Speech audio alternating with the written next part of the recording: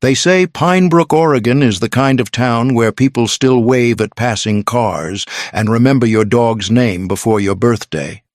Rows of pine trees line the streets like guardians, and the scent of wet bark and old chimney smoke settles into your clothes whether you want it to or not. I grew up at the edge of town in a 2-story cedar house with dark green shutters and a crooked mailbox my sister Alara painted with sunflowers when she was 10. The backyard sloped into wild grass and blackberry bushes, and every spring wild daisies took over the garden like they owned the place. If you'd asked anyone in Pine Brook about the Cades, they'd probably smile and say something about my dad's firm handshake or my mom's cheerful voice at PTA meetings. My father, Malric, was the kind of man who never left the house without a pressed shirt and a full cup of black coffee. An accountant with perfect posture and a no-nonsense way of speaking. My mother, Odessa, taught 2nd grade at Pine Brook Elementary and had a reputation for being calm even when a kid threw up on her shoes. Together, they were the picture of responsibility, tight-knit moral involved. Church every Sunday, cookies for the neighbors, Christmas lights before Thanksgiving. Then there was Alara. 4 years younger than me, she was the town's pride, the little ballerina with hair like a chestnut river and a smile that could break the most hardened grocery clerk into a grin. She danced with a lightness that felt impossible, like her bones had never learned about gravity. Even Grandpa Elias used to say, "That girl doesn't dance, Silas. She floats." He was her biggest fan. He'd show up to every recital even when his knees hurt too much to stand gripping the edges of the auditorium chair like it was keeping him alive just to watch her spin. He'd whisper, "She's made of light," and I'd nod because it felt true. My role was always quieter, fixing broken radios in the garage, tinkering with laptops. I watched from the wings while Alara took the spotlight. Back then, it felt like we had everything. A family that worked, a town that cared, a future we could trust. And then one night, everything changed. It happened 2 winters ago, the kind of night that looked peaceful from a window, but felt dangerous on the road. Alara had just finished performing in Portland, her first solo in a regional showcase. Grandpa Elias insisted on driving her home himself. He said they needed time to talk, just the 2 of them, and she didn't protest. I was back at college, buried in finals and half-finished code, when the call came. The voice on the other end was calm, too calm. A woman from the hospital reading from a script. There'd been an accident. A semi had lost control in the rain, spinning into the opposite lane. Grandpa died on impact. Alara survived, but was being treated for multiple spinal injuries. She said the words clearly, like reading from a book. I barely heard them. I'd already grabbed my keys and was out the door. The drive felt endless headlights smearing through tears I didn't remember crying. I made it to the hospital just after midnight. They'd already moved Alara to a private room. I expected chaos, people rushing around, but everything was still. Too still. She looked small in the hospital bed, drowned in white sheets and wires. Her hair was tangled, her cheeks pale, and her eyes didn't look like hers anymore. I reached for her hand. It was cold. She turned her head slowly and whispered, "Silas, I'm okay." But she wasn't. We both knew she wasn't. They told us the truth in clipped phrases: spinal trauma. No movement from the waist down. No expectation of recovery. I nodded while my stomach turned to ice. Mom arrived an hour later, eyes dry, face set.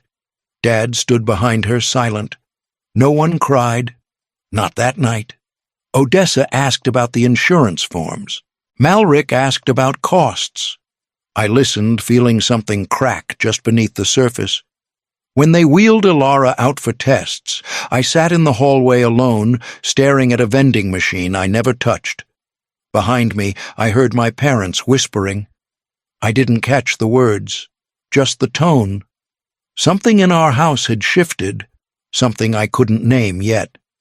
After the accident, Ilara came home to a house that no longer knew what to do with her. The ramp was a rushed construction job, uneven and loud. The living room was rearranged to make space for her wheelchair, but it always felt like she was in the way. Still, she smiled. She made an effort. She joked about the robot legs she hoped science would invent, and texted me silly memes late at night to pretend nothing had changed. But it had. Everything had. I drove home from college every other weekend. I told myself it was for Ilara, and it was mostly, but part of me wanted to keep an eye on our parents. At first I thought I was imagining it, the way Odessa would sigh when helping Ilara brush her hair, the way Malric's jaw tightened every time the wheelchair bumped into a table leg. It wasn't anger. It was something colder. One afternoon I came home early from class. The house was quiet, too quiet, and I heard them in the kitchen. "She's just different now," Mom said. Her voice was low but not soft. "She's a burden," Dad muttered. "This isn't what we signed up for." I stood frozen behind the hallway wall, fists clenched. My first instinct was to walk in and scream, but I didn't. Ilara was in the next room watching cartoons. I couldn't let her hear it. A week later, a letter came from Grandpa Elias's lawyer. Ilara's name was on it. I opened it while Mom was in the garden. A trust fund, $980,000. Grandpa had set it up years ago to help Ilara chase her dreams. He had never changed the beneficiary after the accident. Maybe he didn't see a need to. Maybe he believed in her future more than anyone else still did. When I showed the letter to our parents, something in their faces shifted. It was fast, but I caught it. A flicker of something sharp. Not joy, not relief. They nodded, said all the right things. But after that, they started watching Ilara a little too closely. There's a kind of silence that settles in a house when love thins out, thin enough to see through, thick enough to choke on. That's what Pine Brook felt like every time I came home. Ilara tried her best to keep the mood light, but I could tell she was tired. Not from her injuries, she was tougher than most people I knew, but from something else, something heavier. The change in our parents wasn't loud. It was in the way they watched the clock when helping her bathe, in the way Dad stopped asking how her day was, in the way Mom started forgetting to bring her favorite snacks from the grocery store. I couldn't explain it to anyone, but I felt it building. A weight, a tension in the walls. And so one weekend while they were out, I did something I never imagined doing. I opened Ilara's wheelchair panel and wired in a GPS tracker. It was small, silent, synced to an app on my phone. She didn't know. I told myself it was a precaution, that it didn't mean anything unless something happened. That night, Ilara called me at 12:14 a.m. I answered in a whisper, already half awake. "Silas," she said, "do you think I'm just broken now?" Her voice was flat, like she was asking about the weather. "No," I said immediately, too fast, like I could outrun the question. "You're still you, Elle, just different, not broken." She didn't reply right away. When she did, it was barely above a breath. "Okay." After we hung up, I stared at the ceiling for a long time, listening to the quiet hum of my phone on the nightstand. The app showed her location home, safe, unmoving. Still, something inside me stayed alert. I didn't know what I was waiting for, but I knew it was coming. It was a Saturday morning when the message came in. "Mom and Dad say we're going hiking tomorrow. Just a little day trip. They want family time." Weird, right? I stared at the text, rereading it twice. Hiking. Since when did either of them care about the outdoors? Since the accident, they hadn't taken Ilara anywhere that didn't involve elevators or paved ramps. Now they suddenly wanted a nature day, I called her. "Are you okay with this?" I asked, trying to sound casual. She hesitated. "It's probably nothing. I mean, I don't mind getting out of the house. It might be good." Her voice was light but forced, like she was trying to convince herself more than me. After we hung up, I opened the GPS app. Her location pinged from home still. I set alerts for any movement and left the app running in the background while I tried to study, though I barely read a line. Sunday morning, I woke early. My phone had already buzzed. The tracker was active, moving. I zoomed in on the route. They were about 40 miles out of town, headed northwest, deep into the woods near Black Hollow Ridge. I stopped breathing for a second. Black Hollow wasn't exactly a family destination. It was the kind of place locals mentioned with warnings. Steep drops, no safety rails, long trails that disappeared into dense trees and ended in nothing but air. I grabbed my keys, backpack, and charger. My brain was already spinning. No cell towers covered that ridge. I didn't text Alara. I didn't want to scare her if this was nothing. But in my chest, something knotted tight. I checked the app again as I pulled out of the parking lot. The wheelchair's signal had stopped at a clearing near the cliff. No movement, just a red dot pulsing alone. The road stretched long and winding ahead of me, pine trees leaning in like they already knew what I was going to find. The drive to Black Hollow Ridge felt longer than it was, like the road stretched itself to delay what I already feared. The forest grew denser the farther I went. Pines rose like silent witnesses, their shadows slicing across the windshield. The GPS dot hadn't moved in over an hour. I kept checking it, hoping it would shift even a little. When I finally reached the trailhead, I parked down a narrow service road hidden behind a stand of trees.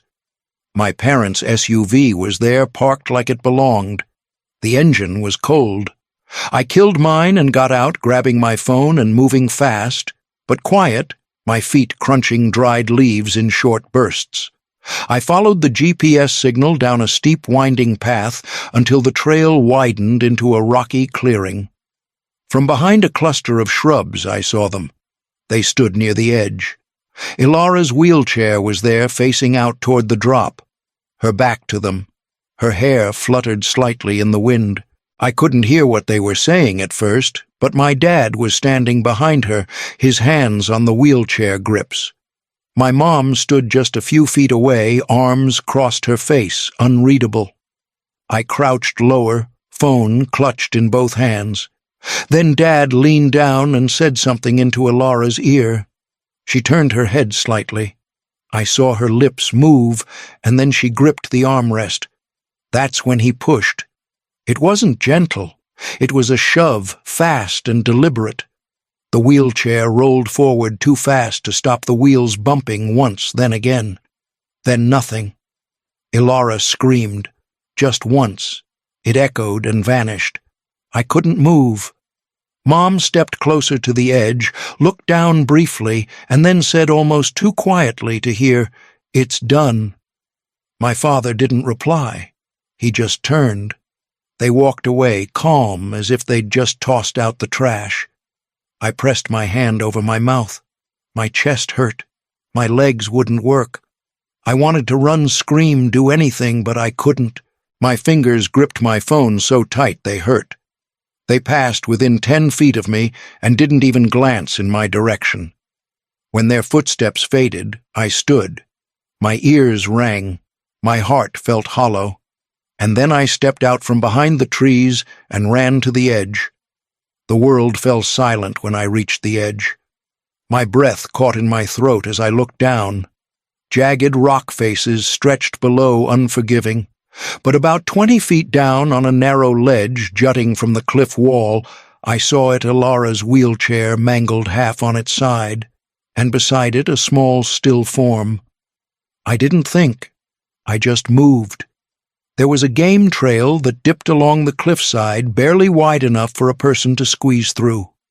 I scrambled down, sliding on loose soil, grabbing exposed roots and jutting rock every inch, demanding my full weight and trust. My palms scraped open, my legs shook, but I kept going. When I finally reached the ledge, I dropped to my knees beside her. Ilara was breathing shallow and slow. Blood traced down her temple, soaking into her collar. Her eyes fluttered open as I touched her face. "Silas," she whispered, barely there. "I've got you," I said. "You're going to be okay." Her hand moved slightly, brushing mine. They pushed me." "I know." I wrapped my arms around her carefully and lifted her onto my back. She felt weightless and impossibly heavy at the same time. I climbed slow and deliberate, her faint breath warm against the side of my neck. Every step felt like a negotiation with gravity. The rocks bit at my hands. The wind pulled at my clothes. Once I nearly lost my footing and slid a few feet, knees scraping open, heart seizing. But I didn't stop. Ilara whimpered once. I told her to hold on. She did. By the time I reached the top, my arms were shaking, my vision blurred. I laid her down gently on a flat patch of earth and checked her pulse again. Still there, still fighting. I took off my jacket and covered her, brushing the hair from her eyes. No signal, no help, just us. I sat beside her, gripping her hand, willing her to stay with me. I didn't know what came next, but I knew I'd burn every bridge behind me if that's what it took to keep her safe. And as the wind swept over us, I looked toward the path and started planning our way out. I got her to the hospital by nightfall. I told the staff we found her on the trail, that I didn't know her name, that she needed help. A lie wrapped in truth, just enough to get her through the doors. I used a fake name for the records, kept my hood up, and prayed no one asked too many questions. Ilara was stabilized within an hour. Concussion, bruised ribs, lacerations. No spinal damage worse than what she'd already lived with. She was lucky again. But luck had nothing to do with what came next. The next day, the police issued a statement: Ilara Cade, age 17, missing after a family hike near Black Hollow Ridge. My parents stood outside the station, Odessa, in tears, Malric speaking softly to reporters, saying they'd done everything they could. They didn't know I was watching from a hospital lobby with Ilara's phone and the GPS app still open. They didn't know their story was already falling apart. 2 days later, they showed up at the hospital. I watched through the glass of the stairwell as they handed a nurse a paper bag and a bottle of water, saying they wanted to leave something in case she came back. The nurse was polite. She took the items and nodded. Later, I sent both to a friend at university with lab access. I didn't say why, just asked for the truth. When the results came back, the water contained a sedative strong enough to induce a coma.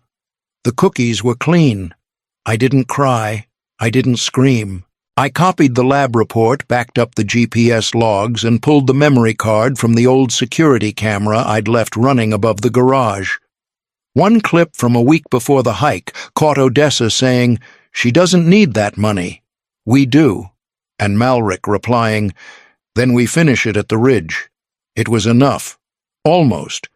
I logged into an anonymous town forum and posted one message: girl found alive near Black Hollow. She remembers who pushed her. Details unclear. Anyone else hear this? Then I waited. The courtroom felt like a strange kind of theater. Everyone dressed for grief or outrage. Everyone waiting for a script to either fall apart or come true. Ilara sat beside me, her hand in mine, steady, despite the bandages still wrapped around her wrist. Across from us, our parents looked like strangers. The prosecution moved fast. First, the GPS data. The route from our house to Black Hollow Ridge, stopping cold where Ilara had been pushed. Then the video clip from our porch, my parents whispering about the money, about the opportunity. And finally, the toxicology report. The sedative in the water bottle they left at the hospital. They couldn't explain any of it. They tried. Malric claimed it was all a misunderstanding. Odessa wept when confronted with the footage, insisting it wasn't what it seemed. But the evidence didn't bend for tears. Then Ilara rolled to the stand. She spoke slowly, voice fragile but clear. She said what she remembered: the cold air at the ridge, our father's hands on the chair, our mother's voice saying, "It's done." The room fell into silence. My chest ached watching her speak, but she didn't waver. not once. When she finished, Odessa cried again. Loud, open sobs. But they didn't move anyone anymore. Not the judge, not the jury. I looked over at Malric. He didn't cry. He didn't speak. Just stared down at the table jaw, locked, like he still believed this could be erased. But it couldn't. Not anymore. The damage was visible now, and the mask they'd worn for years had finally crumbled. The judge's voice echoed through the courtroom, final and sharp. Guilty, on all counts. Attempted murder. Conspiracy to commit murder. The words rang louder than any gavel. Odessa collapsed into her chair, sobbing into her hands. Malric didn't flinch. He just stared straight ahead, jaw tight, as if stoicism might still win him dignity. But no one was looking at him with respect anymore. Ilara reached for my hand. I took it without thinking, squeezing gently. Her fingers were cold, but steady. The bailiffs moved in. My parents were handcuffed, led out through the side doors without another word. Neither looked back. Not at Ilara, not at me. Outside, reporters asked questions we didn't answer. The headlines circled for a few days. Respected couple, tried to kill own daughter. But the noise faded quickly. People moved on. We didn't. We stayed in Pinebrook a few more weeks, tying up paperwork and working with Mr. Truwell to secure access to the trust fund Grandpa had left behind. I tried not to think about what he would have felt if he'd lived to see all this unravel. At night, I'd wake to the sound of Ilara crying, muffled by her pillow. She never spoke about those dreams, and I never forced her to. Some wounds don't need words to be seen. When everything was finally done, we packed what we had into the car and drove west. Ilara watched the trees blur by for hours before finally saying, "I don't want to remember this place anymore." So we left, and we didn't look back. Seattle gave us space to breathe. We rented a small apartment near a park with wide paths and quiet mornings. Ilara started painting again, mostly wildflowers, sometimes lakes, things that felt soft, alive. She hung them on our walls like pieces of a different life. I threw myself into work using savings and the trust to start a small company focused on assistive tech. The first prototype was a smart wheelchair with GPS and safety features. I named it Ilara. She rolled her eyes when I told her, but I saw the way her mouth twitched into a smile. We never talked much about Pinebrook. Some days we didn't need to. The silence between us had changed.